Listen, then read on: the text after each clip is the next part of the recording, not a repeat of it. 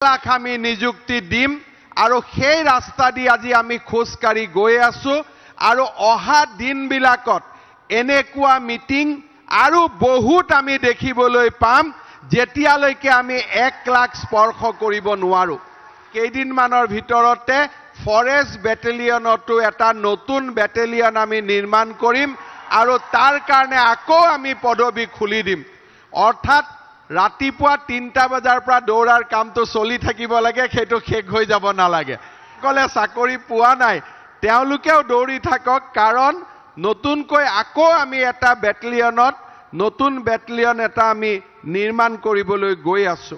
যে এই নিযুক্তি পত্ৰ চলি থকাৰ অৱস্থাতে আমি আৰু 10,000 চাকৰিৰ নতুন বিজ্ঞাপন আমি মুকলি কৰি দিম আৰু 10,000 চাকৰি এডভাৰটাইজ আমি খুব সোনকালে দিয়াৰ বাবে চেষ্টা কৰি আছো।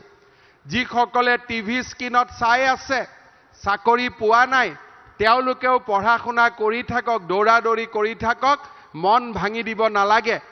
আৰু তাৰ উপৰিও আমি 2 লাখ ল'ৰা ছোৱালীক ব্যক্তিগতভাৱে বা সেলফ এমপ্লয়মেন্টত আমি সহায় কৰাৰ কথা কৈছিলো। অহা 8 অক্টোবৰত তাৰ বিষয়েও আমি ৰাইজৰ লগত আলোচনা কৰিম, ৰাইজক আমাৰ সিদ্ধান্তৰ বিষয়ে